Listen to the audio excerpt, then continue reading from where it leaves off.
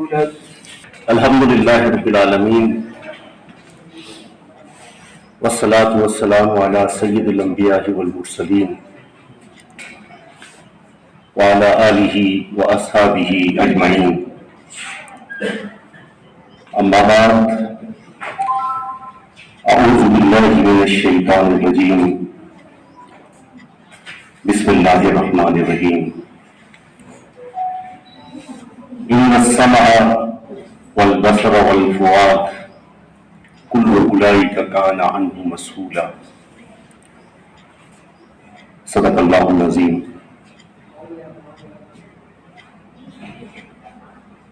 ظلمت جہل میں پنپتی ہیں شب زوال کی وحشتیں،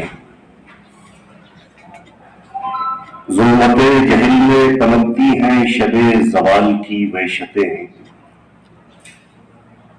ضیاء علم سے ملتی ہے آفتاب عروج کو تابانی۔ انتہائی قابل احترام شیخ تنویر صاحب، ہینڈز کے ذمہ داران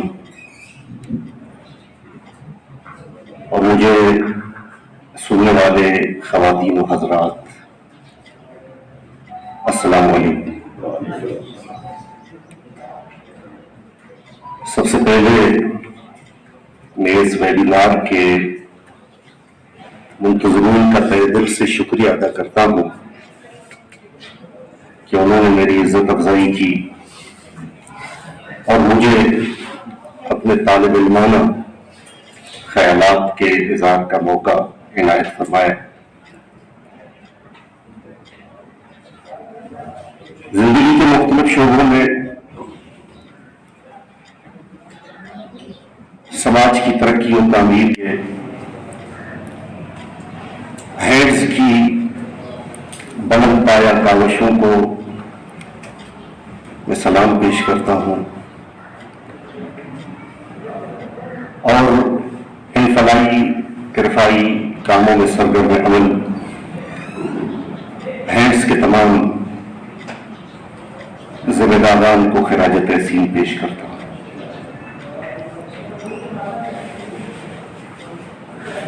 قرآن مجید کی جو آیت میں نے آپ کی خدمت میں پیش کی،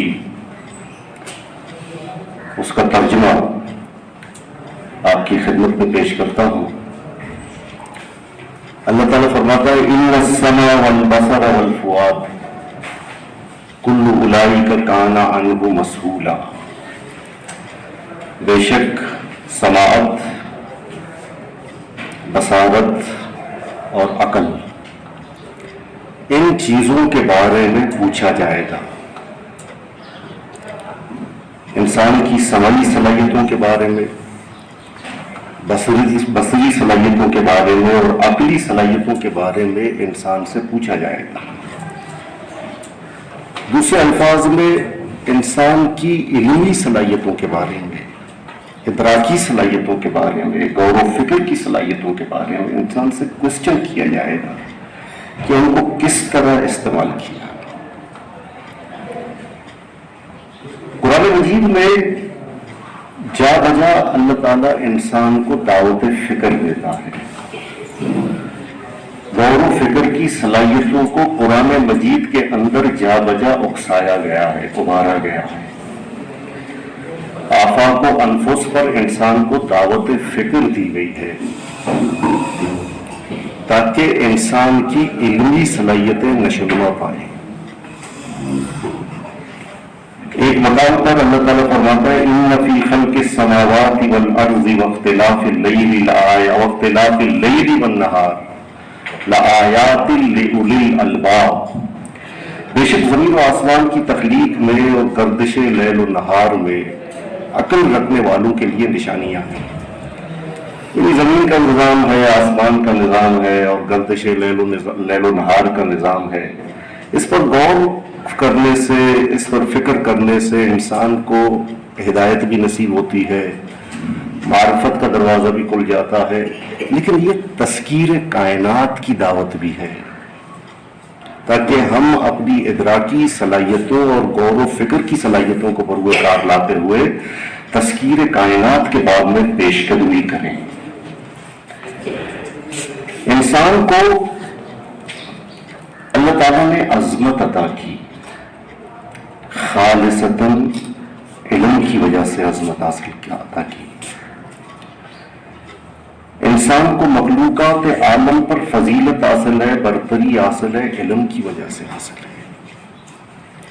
انسان مسجود ملائکہ بھی ہے، انسان خلافت عرضی کا تاجدار بھی ہے، انسان کو احسن تقویم سے پیدا بھی کیا گیا ہے، جیسا کہ اللہ تعالیٰ فرماتا ہے انی جاعل فی الارض خلیفہ، میں زمین پر ایک خلیفہ بنانے والا ہوں۔ لقد کرمنا بنی آدم، ہم نے بنی آدم کو عزت عطا کی، یا لقد خلقنا الانسان فی احسن تقویم، یقیناً ہم نے انسان کو بہترین ساخت میں پیدا کیا ہے۔ تو انسان کو یہ عظمت علم کی وجہ سے ملی۔ اللہ تعالیٰ فرماتا ہے وَعَلَّمَ آدَمَ الْأَسْمَاءَ كُلَّهَا، آدم علیہ السلام کو تمام چیزوں کی حقیقت سے آشنا کر دیا گیا، تمام چیزوں کا علم آدم علیہ السلام کو دیا گیا۔ آج اگر انسان سمندر کی اتھاہ گہرائیوں تک پہنچ چکا ہے، آج اگر انسان نے کائنات کے سربستہ رازوں کو فاش کر دیا ہے، ستاروں کی گزرگاہوں تک رسائی حاصل کی ہے، سورج کی شعاعوں کو گرفتار کیا ہے، پتھر کے تاریک ترین دور سے لے کر ٹیکنالوجی کے اس روشن ترین دور کا انسان نے سفر کیا ہے، طے کیا ہے، یہ سب اس جوہر کا فیضان ہے جس سے اللہ تعالیٰ نے حضرت آدم علیہ السلام کے قلب کو سرفراز فرمایا تھا، یہ کہہ کر وَعَلَّمَ آدَمَ الْأَسْمَاءَ كُلَّهَا۔ آج جدید ایجادات سے ہم سب فائدہ اٹھاتے ہیں، یہ سائنسی علوم کی نعمتیں ہیں، اور یہ سب ثمر ہے اس جوہر کا جس سے اللہ تعالیٰ نے قلب آدم کو سرفراز فرمایا تھا۔ آپ جانتے ہیں کہ قرآن مجید کے نزول کا آغاز اقرا سے ہوا، اقرا باسم ربک الذی خلق، پڑھیے اپنے رب کے نام کے ساتھ کہ جس نے تم کو پیدا کیا۔ یقیناً یہ مسلمانوں کی بہت بڑی خوش نصیبی ہے کہ مسلمان ایک ایسی کتاب کے وارث ہے، بلکہ مسلمان الکتاب کے وارث ہیں جس کا پہلا لفظ اقرا ہے۔ لیکن یہ مسلمانوں کی بہت بڑی علم نصیبی ہے، مسلمانوں کی بہت بڑی بد نصیبی ہے کہ وہ علم کے میدان میں، تعلیم کے میدان میں، پڑھنے کے میدان میں، کتاب سے تعلق کے میدان میں پیچھے ہیں، اور یہی مسلمانوں کی مغلوبیت اور محکومیت کی وجہ ہے۔ الکتاب کا وارث ہوتے ہوئے ہمیں یہ بات ذہن نہیں دیتی کہ ہم تعلیم کے میدان میں پیچھے رہ جائیں، ہم علم کے میدان میں پیچھے رہ جائیں، کتاب سے ہمارا تعلق ختم ہو جائے۔ یہ بات ہماری شان رہی ہے۔ علم کی اہمیت کا اندازہ اس بات سے بخوبی لگایا جا سکتا ہے کہ رسالت مآب صلی اللہ علیہ وسلم نے اپنی بعثت کا مقصد ایک معلم کی حیثیت سے پیش فرمایا، انما بعثت معلما، مجھے لوگوں کو زیور تعلیم سے آراستہ کرنے کے لیے بھیجا گیا ہے، مجھے معلم بنا کر بھیجا گیا ہے۔ ایک اور مقام پر رسالت مآب صلی اللہ علیہ وسلم نے ارشاد فرمایا انما بعثت لأتمم مکارم الاخلاق، مجھے اچھے اخلاق کی تکمیل کے لیے بھیجا گیا ہے۔ اچھے اخلاق کی تکمیل سے مراد انسان سازی کے لیے بھیجا گیا ہے، تربیت کے لیے بھیجا گیا ہے، تشکیل کردار کے لیے بھیجا گیا ہے، حسن صورت کی تشکیل کے لیے، حسن کردار کی تشکیل کے لیے بھیجا گیا ہے۔ یعنی نبی اکرم صلی اللہ علیہ وسلم نے اپنی بعثت کا مقصد کیا بتایا کہ مجھے معلم اور مربی بنا کر بھیجا گیا ہے. انسان علم کی وجہ سے عظیم ہے. علامہ اقبال نے انسان کی عظمت کو ان الفاظ میں خراج تحسین پیش کیا ہے: سمجھے گا زمانہ تیری آنکھوں کے اشارے. حضرت انسان کی اعلیٰ ترین علمی اور ادراکی صلاحیتوں کو پیش نظر رکھتے ہوئے، اس کی قوت تذکیر کو پیش نظر رکھتے ہوئے علامہ اقبال فرماتے ہیں: سمجھے گا زمانہ تیری آنکھوں کے اشارے، دیکھیں گے تجھے دور سے گردوں کے ستارے، ناپید تیرے بیر تخیل کے کنارے. Limit less power of imagination, ناپید تیرے بیر تخیل کے کنارے، پہنچیں گے فلک تک تیری آہوں کے شرارے. ایک اور مقام پر اقبال فرماتے ہیں: عروج آدم خاکی سے انجم سہمے جاتے ہیں، عروج آدم خاکی سے انجم سہمے جاتے ہیں کہ یہ ٹوٹا ہوا تارا ماہ کامل نہ بن جائے. عزیزہ میں محترم، اس تمہید کے بعد اس بات کو پیش نظر رکھنا اور اس کی تفہیم کرنا بھی ضروری ہے کہ جس تعلیم کی ہم بات کرتے ہیں اس تعلیم کا مقصد کیا ہے یا اس کے مقاصد کیا ہیں. بہت زور دیتے ہیں ہم تعلیم پر، تعلیم کی اہمیت کو اجاگر کرنے کے لیے بڑی بڑی کانفرنس مرتب ہوتی ہے، لیکن تعلیم کا مقصد کیا ہے؟ تعلیم کا جو بنیادی مقصد ہے وہ ہے معرفت نفس، اپنے آپ کو پہچاننا، خود شناسی. کولمبس نے امریکہ دریافت کیا تھا اور ہمارا المیہ یہ ہے کہ ہم اپنے آپ کو دریافت نہ کر سکیں. ہمارے اندر ایک کائنات موجود ہے، صلاحیتوں کا ایک بہت بڑا خزانہ موجود ہے، لیکن ہمیں ان صلاحیتوں کا ادراک نہیں ہے. ہمیں یہ فرصت نہیں ہے کہ اپنے من کے اندر ڈوب کر اپنے اندر کو جھانک سکیں. تو معرفت نفس یا خود شناسی یا سیلف ڈسکوری یہ ایجوکیشن کا بنیادی مقصد ہے. اور ایجوکیشن کا ایک اہم ترین مقصد معرفت حق، خدا کی معرفت، خدا کو پہچاننا. اصل میں ہم خدا فراموش اس لیے ہو چکے ہیں کہ ہم خدا فراموشی کا لازمی نتیجہ ہے خود فراموشی.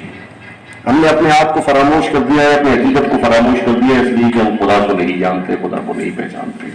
تعلیم انسان کو معرفت نفس کا جوہر عطا کرتی ہے اور معرفت حق کا جوہر عطا کرتی ہے. تعلیم کا مقصد انسان کو حق کو باطل کی تمیز سے بہرمند کرنا، کیا چیز حق ہے اور کیا چیز باطل ہے، کیا چیز اندھیرا ہے، کیا چیز روشنی ہے، کیا چیز جائز ہے اور کیا چیز ناجائز ہے، کیا چیز خیر ہے، کیا چیز شر ہے. تو تعلیم ہمیں اس تمیز سے سرفراز کرتی ہے. یہ امتیاز ہمیں تعلیم سے آتی ہے. تعلیم فکر و نظر کے اندر پاکیزگی پیدا کرتی ہے. تعلیم کا مقصد ہے ہماری سوچ کے اندر پاکیزگی پیدا کرنا. تعلیم رویوں کے اندر حسن پیدا کرتی ہے، رویوں کو بیوٹیفائی کرتی ہے. تعلیم سوچ کو وسعت عطا کرتی ہے.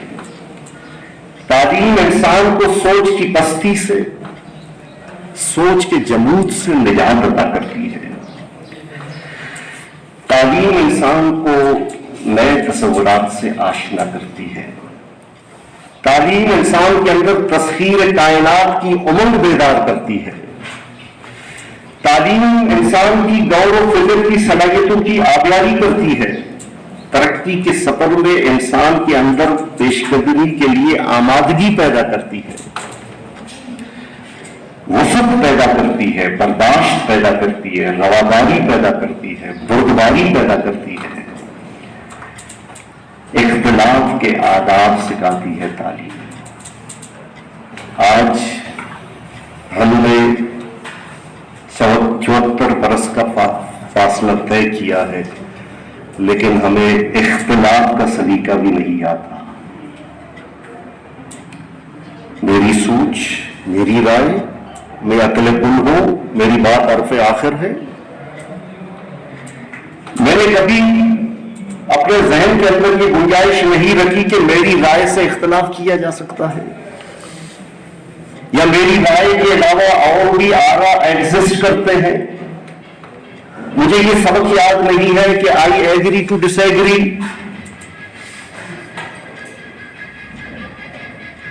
حضرت امام ابو حنیفہ رحمۃ اللہ علیہ نے خوبصورت بات ارشاد فرمائی کہ میں اپنی بات کو درست سمجھتا ہوں، مگر میری بات غلط بھی ہو سکتی ہے،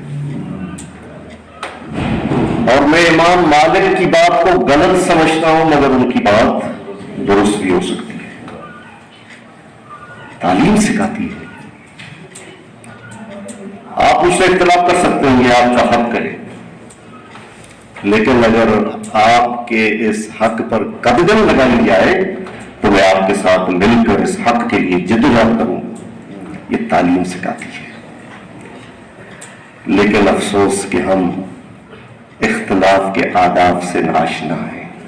اس کی وجوہات پر انشاءاللہ بات ہوگی۔ یہ تعلیم ہی ہے جس کے بل بوتے پر معاشرے میں پرامن بقائے باہمی پیدا کی جا سکتی ہے۔ یہ تعلیم ہے کہ جس کی مدد سے معاشرے میں برداشت، رواداری کے کلچر کو فروغ دیا جا سکتا ہے۔ یہ تعلیم ہی ہے جس کی طاقت کے ذریعے معاشرے سے تشدد، عدم برداشت اور انتہا پسندی کی لعنتوں کا خاتمہ کیا جا سکتا ہے۔ ایک تعلیم یافتہ انسان کی سوچ، فکر و نظر، طرز فکر اور ایک غیر تعلیم یافتہ افراد کی سوچ، انداز نظر، طرز فکر اور رویوں میں زمین آسمان کا فرق ہوتا ہے۔ اس لیے قرآن مجید میں اللہ تعالیٰ فرماتا ہے قُلْ هَلْ يَسْتَوِي الَّذِينَ يَعْلَمُونَ وَالَّذِينَ لَا يَعْلَمُونَ، کہہ دیجیے کہ وہ کیسے برابر ہو سکتے ہیں، جو تعلیم یافتہ ہیں اور غیر تعلیم یافتہ ہیں، ان کو کیسے ایک صف میں کھڑا کیا جا سکتا ہے؟ وہ تو برابر نہیں ہو سکتے۔ تو یہ سارے مقاصد ہیں تعلیم کے۔ تعلیم کے مقاصد یہ ہیں۔ اب ان تعلیمی مقاصد کو پیش نظر رکھیے اور ہمارے ملک کے اندر جو نظام تعلیم رائج ہے اس پر غور کیجیے۔ چین کے ایک رہنما ماؤ زیدونگ نے ایک بات کہی تھی کہ اگر آپ 1000 میل کا فاصلہ طے کرنا چاہتے ہیں تو اس کی ابتدا ہمیشہ ایک قدم سے ہوتی ہے۔ ہم نے 74 برس کا فاصلہ طے کیا ہے، مجھے اس قدم کا ذرا سراغ بتائیے کہ وہ اٹھنے والا وہ ابتدائی قدم کہاں ہے؟ ہمارا ویژن کیا ہے؟ ہمارے اہداف کیا ہیں؟ ہماری ترجیحات کیا ہیں؟ ہمارا مقصد کیا ہے؟ 70 دہائیوں سے ہم ایک ایسی بس میں سوار ہیں کہ جس کا کوئی روٹ نمبر نہیں ہے۔ روٹ نمبر کے بغیر ایک بس میں ہم سرگرداں ہیں اور ہمیں منزل کا پتہ نہیں ہے۔ ہمارے ملک میں اس وقت جو نظام تعلیم رائج ہے اس کے اندر شدید نوعیت کی خرابیاں پائی جاتی ہیں، اور میں پورے احساس ذمہ داری کے ساتھ یہ بات کہہ سکتا ہوں کہ اس نظام تعلیم کے ہوتے ہوئے وہ مقاصد حاصل نہیں ہو سکتے جن کا بھی میں نے بیان کیا ہے۔ اس ملک کے اندر بات کے نظام تعلیم ہے، متعارف نظام تعلیم ہے۔ ایک طرف سرکاری school, private school, English medium, Urdu medium, O level, عام اسکول، دینی مدارس، جدید تعلیمی ادارے، ان کا نصاب بھی مختلف، ان کے انداز بھی مختلف، ان کا کیلنڈر بھی مختلف، اور ہم بات کرتے ہیں قومی یکجہتی کی۔ 10 طرح کے تو آپ کے نظام تعلیم ہے جو ایک دوسرے سے متحارب ہے، ایک دوسرے کے مقابل ہے۔ قومی یکجہتی کا خواب کیسے شرمندہ تعبیر ہو سکتا ہے؟ اس نظام تعلیم نے تو قوم کو تقسیم کر دیا ہے۔ ایک طبقاتی کشمکش ہے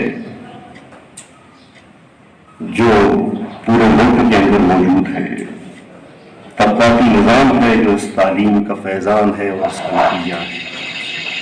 کیسے ہم آگے بڑھ سکتے ہیں؟ کس طرح ترقی کر سکتے ہیں؟ ایک طرف ہم دیکھتے ہیں کہ دینی مدارس ہیں اور ایک طرف جدید تعلیمی ادارے ہیں۔ دینی مدارس مولوی پیدا کر رہے ہیں اور جدید تعلیمی ادارے مسٹر پیدا کر رہے ہیں۔ مسٹر کا مولوی سے کوئی تعلق نہیں ہے، مولوی کا مسٹر سے کوئی تعلق نہیں ہے۔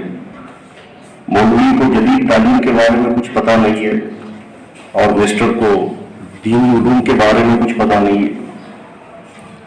دونوں کے دائرے الگ الگ، دونوں الگ الگ میدانوں کے شہ سوار۔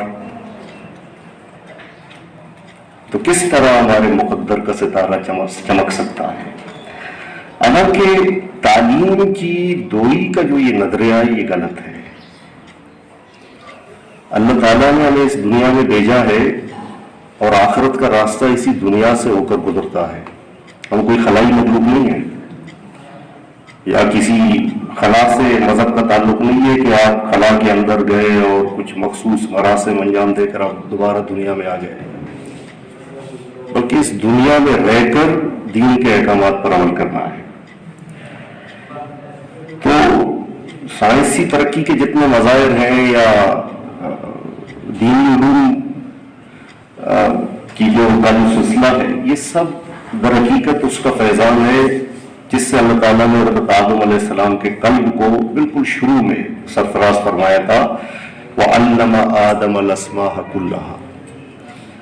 سائنسی علوم میں جس قدر انسان ترقی کرتا جائے گا، یہ انسان کی سرشت کے اندر یہ جستجو موجود ہے، ورنہ کوا تو آج بھی آشیانے میں رہتا ہے۔ انسان نے ترقی کی ہے، اس کا بیج انسان کے اندر موجود ہے۔ تو اس میں کوئی تفریق نہیں ہے کہ آپ دین اور دنیا کے مابین اس طرح کی تفریق کریں۔ ایک تو ہمارا یہ نظام تعلیم ہے، یہ مختلف قسم کے نظام تعلیم ہے، ہمارے نظام تعلیم کی ایک بہت بڑی خرابی۔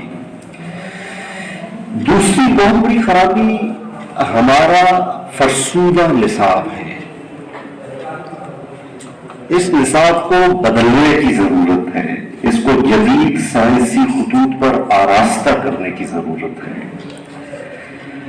نصاب تربیت میں کلیدی اہمیت رکھتا ہے۔ نصاب کو بنیادی اخلاقیات سے، ان کی بنیاد پر، ان تصورات کی بنیاد پر اس کو مرتب ہونا چاہیے۔ آداب سکھائے جانے چاہیے نصاب کی صورت میں نئی نسل کو۔ ہمارا نصاب ان تصورات سے خالی ہے۔ مجھے بے ساختہ بورڈ کے سابق چیئرمین انوار احمد زئی مرحوم یاد آ رہے ہیں۔ انہوں نے اپنی ایک کتاب میں ذکر کیا ہے کہ 80 کی دہائی میں وہ ایک سرکاری کام کے سلسلے میں امریکہ میں گئے۔ رات کے 2 بجے شدید برفباری، سڑکیں ویران، سناٹا۔ انوار احمد زئی نے کہا کہ میں دیکھتا ہوں کہ ایک گاڑی رات کے 2 بجے تنے تنہا برفباری کے عالم میں اچانک رک گئی۔ میں بہت پریشان ہو گیا کہ یہ گاڑی اچانک رک کیوں گئی۔ خاصا انتظار کے بعد جب موومنٹ نہیں ہوئی تو میں نے ہوٹل انتظامیہ سے رابطہ کیا۔ جیسے ہی رابطہ کیا اس گاڑی نے چلنا شروع کر دیا، تو پتہ چلا کہ سگنل چونکہ بند ہو گیا تھا، اس لیے وہ گاڑی بہت ڈھیل تھی. اب اندازہ کیجیے رات 2 بجے برفباری، سناٹا، قانون کی پابندی. تو میں نے یہ راز پوچھا، انوار احمد کہتے ہیں کہ میں نے یہ راز پوچھا کہ اس قوم نے یہ تربیت کیسے پائی. تو بتایا گیا کہ ہمارے نصاب کے اندر یہ ساری باتیں موجود ہیں. تو بدقسمتی سے ہمارا نصاب ان تصورات سے خالی ہے. ہمارے نظام تعلیم کی ایک بنیادی خرابی یہ ہے کہ فرسودہ اور روایتی طرز تدریس رائج ہے. دیکھیے کہ نیا دور ہے، نئے دور کے تالے کو پرانی چابی سے کھولا نہیں جا سکتا. اس طرز تدریس کو جدید خطوط پر استوار کرنے کی ضرورت ہے. پھر ہمارے نظام تعلیم کی ایک اہم نصیبی یہ ہے کہ ہمارے ہاں تربیت کا، ٹریننگ کا کوئی تصور نہیں ہے. اساتذہ کی تربیت نہیں ہوتی، ہیڈ ماسٹروں کی تربیت نہیں ہوتی، پرنسپل حضرات کی تربیت نہیں ہوتی. تربیت ایک مستقل عمل ہے. انسان کو بار بار ریفریش کرنے اور موٹیویٹ کرنے کی ضرورت ہے.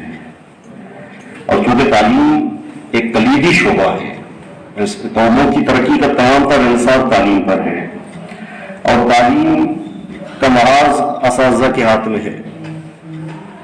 جب تک کہ ان کو آپ موٹیویٹ نہیں کریں گے یا وہ موٹیویٹڈ نہیں ہوں گے، وہ بچوں کو کس طرح موٹیویٹ کر سکیں گے؟ اس لیے اساتذہ کی تربیت ضروری ہے. ہمارے تعلیمی نظام کے 2 بدترین نقائص، نقل اور رٹا، یہ بڑی لعنتیں ہیں، بہت بڑی لعنتیں ہیں. ان لعنتوں کے ہوتے ہوئے تعلیمی مقاصد حاصل نہیں ہو سکتے. رٹا اور نقل ایک ہی چیز کے 2 مختلف نام ہیں.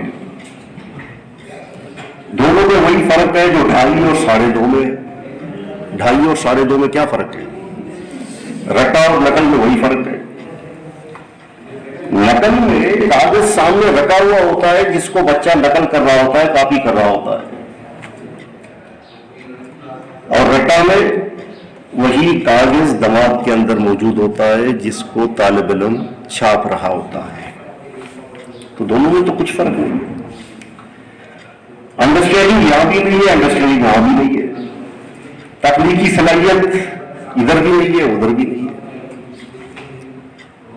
میں ایک کالج میں پڑھاتا ہوں، فرسٹ ایئر میں بچے آتے ہیں، ان کو لکھنا نہیں آتا.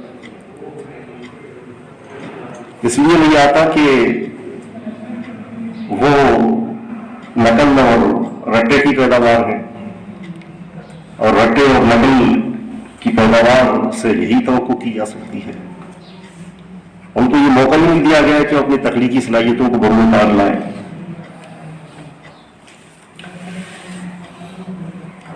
نقل بے ضمیری کی بنیاد ہے اور بے ضمیری جرم کی بنیاد ہے.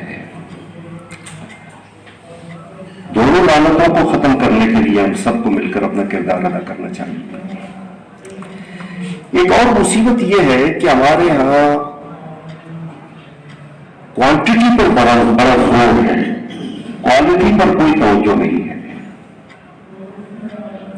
ہمارے افسران کی طرف سے جو پروفائل نامے دیے جاتے ہیں یا مختلف سماجی تنظیموں کی طرف سے مین فوکسنگ ہوتی ہے مقدار پر، معیار پر کوئی توجہ نہیں ہے.